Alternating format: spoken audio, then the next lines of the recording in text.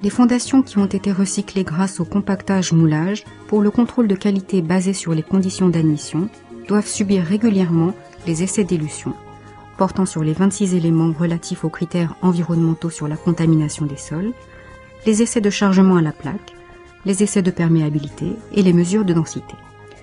Afin d'effectuer les tests d'élution sur les 26 critères environnementaux relatifs à la pollution du sol ainsi que les mesures de densité, il faut qu'ils soient conformes à la méthode basée sur le mélange de 5 points uniformes. Ainsi, une carotte de matériaux de remplissage est prélevée à 5 endroits.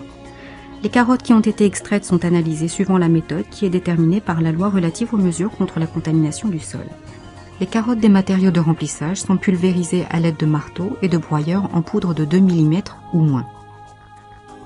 Les 5 carottes réduites en poudre sont mélangées uniformément afin d'obtenir un seul échantillon.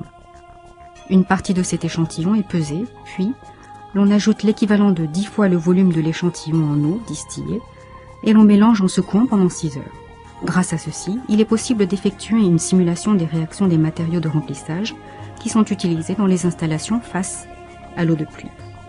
Ensuite, le filtrage est effectué à l'aide d'une centrifugeuse et d'un filtre de 0,45 microns, puis les solides sont éliminés.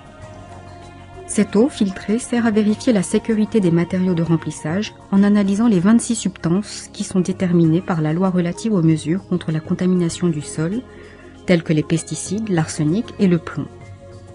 Grâce à ces résultats, nous vérifions que les fondations recyclées par le compactage-moulage des matériaux de remplissage selon la méthode de Fuji Corporation sont aussi sûres que les zones résidentielles dans lesquelles nous vivons.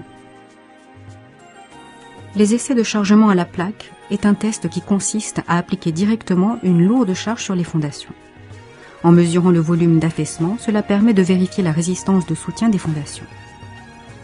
Les résultats montrent qu'il est possible de construire directement au-dessus des fondations un bâtiment comme un immeuble d'habitation de 10 étages en béton armé, sans avoir besoin de pieux et démontrent que les fondations sont de type sol rocheux.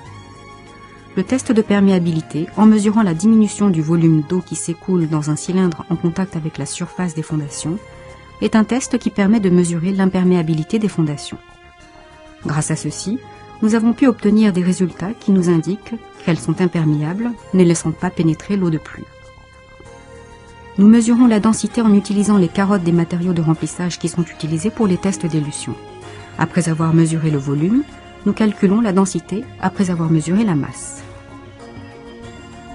Le système d'élaboration de spécimens selon notre méthode, lors de la réception de nouvelles cendres et particules qui comprennent des substances radioactives, et grâce à plusieurs appareils brevetés spécifiques de notre entreprise comme le dispositif de pression de 25 tonnes, en échantillonnant un prototype de test façonné de la même manière que les fondations stabilisées de notre entreprise et en effectuant des tests d'élution basés sur la norme JIS K00581 et qui se conforment aux critères de notre entreprise, est un système qui est destiné à déterminer si les matériaux peuvent être utilisés en tant que matière